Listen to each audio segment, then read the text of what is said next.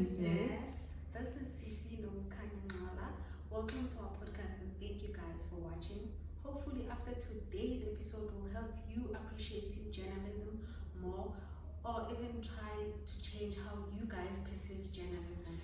Welcome to Ethics in Focus, and on this channel we talk about media ethics, journalism in general, and how the West reports on African media, and how even us as African media, we also see how global media sees us here.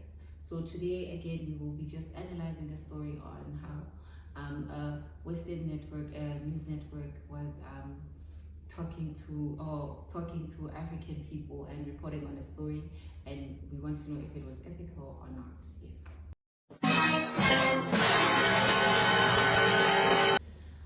Here's a fun fact, Sissy and news nerds. Did you know that over 60% of the global media consumption happens only on mobile devices, no TV? 60%? Yeah, Really? 60%. I thought it was going to be more because we no longer watch TV, we always on our mobile devices, we spend most of our time on our phones and Yeah, stuff. and you would be thinking that, since we have a lot more youth in the world, maybe it'll be like 80%. Yes.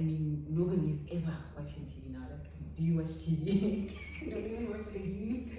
So you now see how it goes. So we mostly do that, but I really was hoping that it would be more.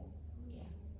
Newsness and Sissy, now that we have had a little bit of an icebreaker, let's get into the real conversation of the day, which is, about global media ethics and how they affect us. So before we could go like on and on about what we are here to talk about today, we first need to make sure that we define what global media ethics is, and so that we can, know our understanding or have a little bit of an understanding of what we're talking about. We cannot just talk about something and then, carry on without actually defining it first. So Sissy, could you please tell us and me, the news nerds, and maybe yourself as well, about what global media ethics is and how we can impact it, and yeah. Okay, defining global media ethics. Global media ethics is a field that seeks to establish universal principles and standards for media practice across different cultures, nations, and platforms as it can well. be social media platforms. Yes. And global media ethics intentions and purposes is to promote truth and accuracy. We as journalists cannot give people lies. Never. We have to be accurate in our stories. We have to make sure that we have all the facts. They also help us, build trust within our communities. Not just us as journalists building trust with the community, but also the community having, and we also have to be reputable.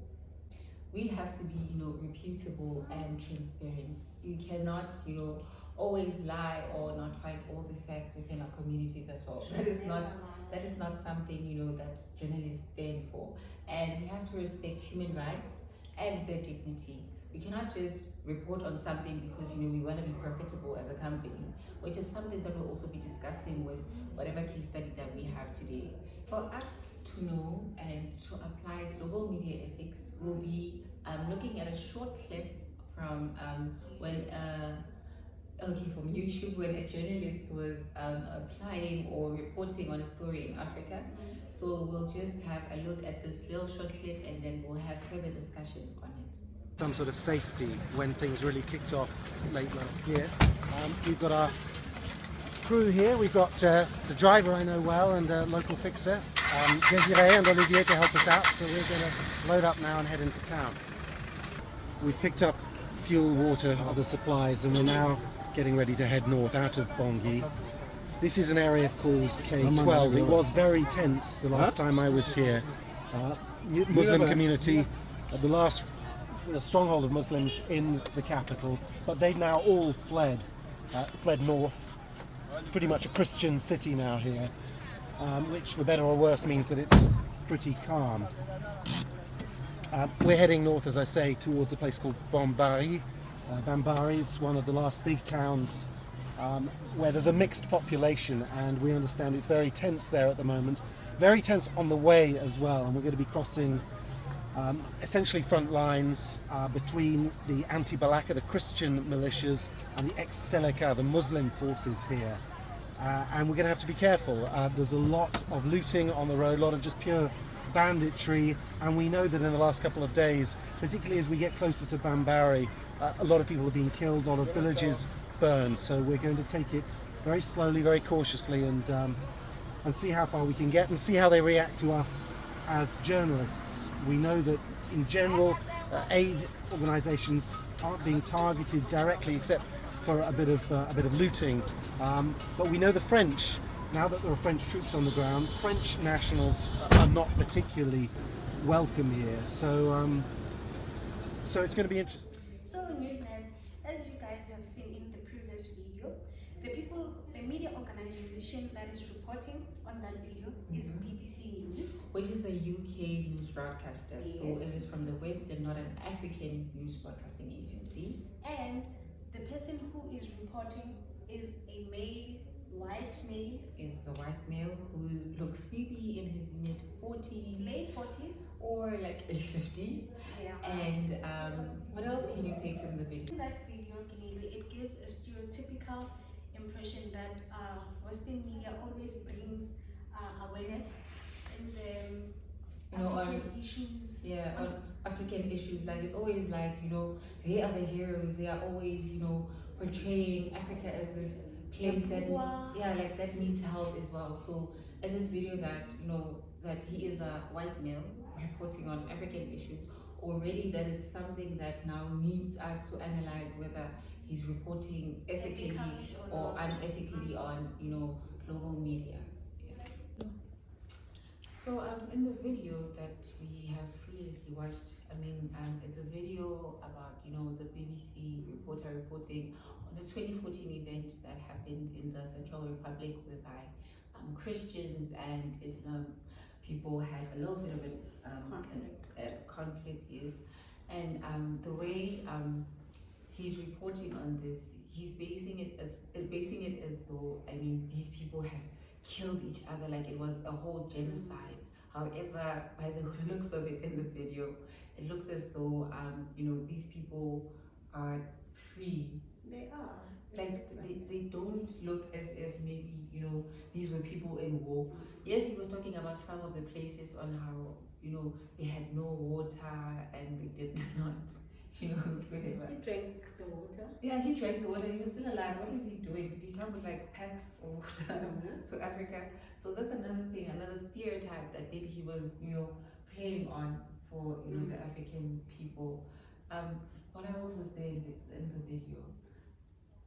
He portrayed.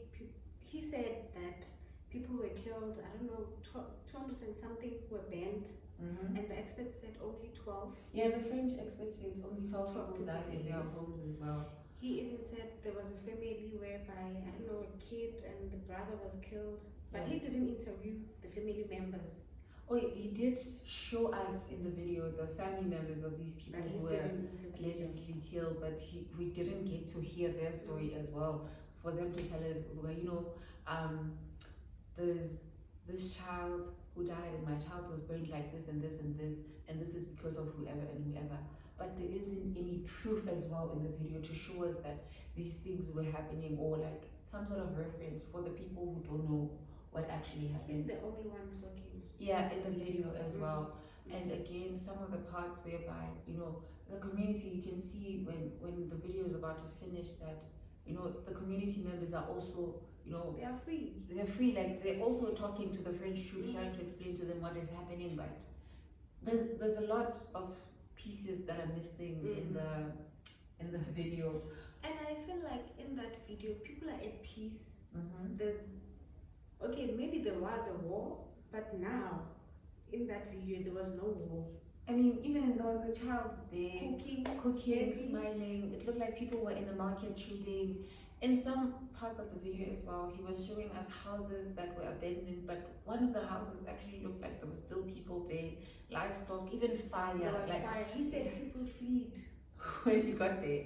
Another thing he also mentioned, which was very interesting, was that you know, these people don't loot for people who came with age, portraying as if they are there to help these people, you know, to get out of this thing, or maybe, you know, which is also something we mentioned earlier in the video, that it looked as though they are the heroes in this situation.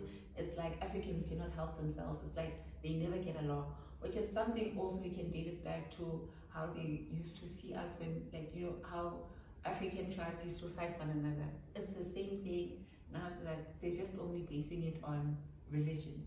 I'm not sure if it's also making sense. And again, it's propaganda.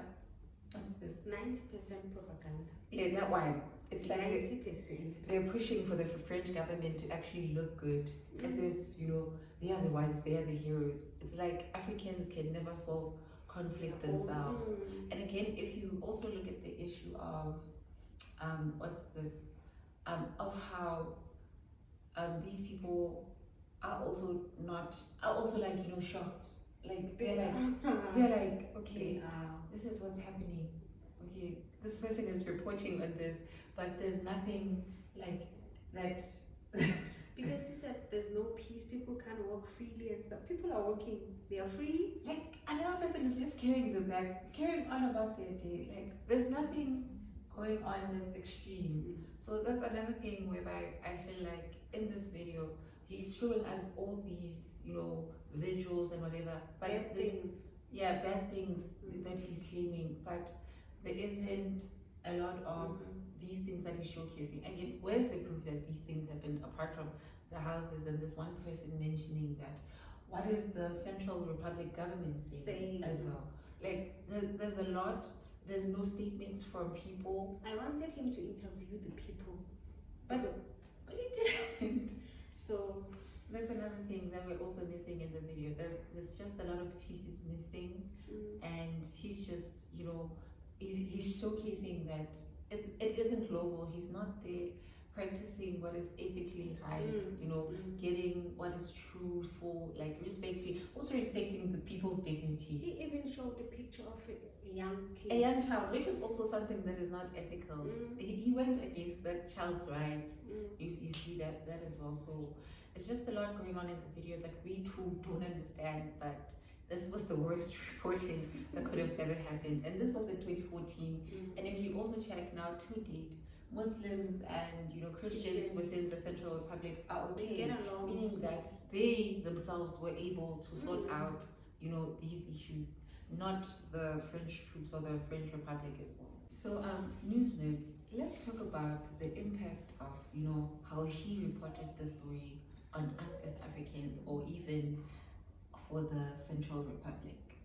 We can look at it as if maybe if, you know, how he mentioned the French troops, right, with the Christians, it may look to the Islamic Central Republicans that they are siding with the French on whatever matters are happening in the country. Already there's a lot of, you know, conflict happening about the French and how they are intervening in African matters. So it may look like maybe, you know, Africans are, or these Christians are siding with the French troops.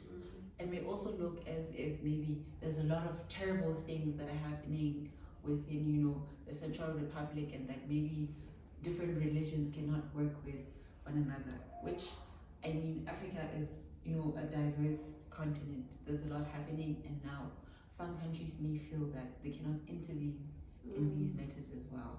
So it really drives a very negative, you know, or can even the conflict can even become more instead of maybe the Islams, they will also go and seek for help from other troops. Yeah, or other countries as well, which may create more and more conflict, leading to many more other deaths than what is actually being portrayed and in the video as well. Yeah, so I don't know, we can actually look at it as that as well. Okay, moving forward, looking at the principles of media ethics, do you think the video was truthful? I don't think so. No, I really don't think it was truthful, because we just didn't get, you know, all of the story. We just got, you know, alright, I'm here at the Bombay leading into this. Like, there was no context. we got the parts that he wanted us to see, Mm. the things that he thought we needed to see, so that we can think that there's war, people are fighting, and there's a conflict. Also, I mean, the title of the video as well, it was saying the Central Republic, a very divided country. Like, we don't know the context. He still just went into the video and started just showing us, you know, which also speaks to, as well, accuracy, right? A lot of things weren't accurate. Like, okay, fine, he's saying, okay, these people were killed, or these people, you know, they're very miserable, there's no water and there's no water. But there's food. We can see food in the There's video. food, there's water. He drank the water. There's, you know, there's fire. People, you can see these people are living well. So there was no accuracy in what he was saying as well. We can also look at, you know, respect. He Right? did, I think he didn't respect them. He showed children in the video. Yeah. Another thing which, okay, he didn't respect their privacy as well, because these people are just here living their normal lives. It looks at the way they're so shocked as well. It looks as though he did not ask for permission for them to be filmed as well, which is also now that boundary that he crossed without them being aware. Right? It is as though they are just an audience, or like people who are there to be filmed. You know, it's like they don't have their own opinions, their own minds. It is as though they're treating us as we're animals. I'm sorry, I had to say it as well. You know, so he really didn't respect nor give us, you know, the full context of the situation. People were just treated as something else, or just, it was as though it's a reality TV. I think it's 90% propaganda Yeah, so and 10% reality, maybe. yeah, I don't know, but he just didn't give us the full thing as well. Okay, Kinelin, looking at the video, do you think the reporting was ethical or unethical? For me, I do not think it was ethical. Same. Right? I mean, we've already mentioned how it wasn't truthful, accurate, and it wasn't respecting people's things. I mean, at the end of the day, we know that ethics require us to, you know, be truthful and accurate, to also be a little bit more transparent, as well as, you know, to also build trust within the community. And what the, you know, the Western media is doing is not building trust with us, but we are here on this side of Africa reporting truthfully on their matters, getting all the facts. But with us, they're always trying to, you know, portray us as poor, bad. It's like we're never developing for them, you know. So for me, it wasn't ethical. But what do you think on your side? It was not ethical. They always portray Africans as poor people, violent people, helpless people, because the troops were there to help Christians. You see, we are always portrayed as the bad guys. Yeah, it's like, you know, with the French troops part, it's like they were trying to make sure that when they address these matters, maybe, you know, at the ICJ, they'll think, okay, cool, these people are actually going through something. There's an actual genocide, but you're not seeing dead bodies. Like, when you would look at Gaza, then you would see that, you know, this is something that is happening, this is something that, you know, needs urgency and something. But here, there was no urgency. Even in the hospital, the hospital was not full. Like, it was 5 people here, the bed, the doctor looks very relaxed. Another thing they'll claim is that we don't have resources, but this person is a doctor. How did they become a doctor? If there were no resources. Yeah, so there's a lot of things that are missing. So for me, on my side, it was not, you know, Saying ethical. it was not ethical. Again, looking at this is where right now we have to like analyze if, you know, the global media ethics, or in general, are they feasible, or does it mean that global only applies when, you know, we include African countries, when we are reporting only on them? Is it now Western media? Is it making Western media to take an advantage on us as well? So I don't think that, you know, they can be applied, in a sense that if a company, especially Western companies, decide that, you know what, we need to be profitable, we want something that will make us, you know, get a lot of views, we need people who are going to engage with us more, trust us more, then we're going to play things or portray things in a sense that, you know, let's make it look as if we are the heroes, we are to be trusted, and whatever, you know. That's what I'm trying to explain. Another thing is, they did not respect No. us as we respect them, right? There's no Meaning respect. that global media ethics isn't as feasible as we would like it to be. So yeah, I think that's all from my side as well. It's already been almost, I mean, this video happened, or this event happened in 2014. So it's been almost, I mean, what, 10 plus minus years.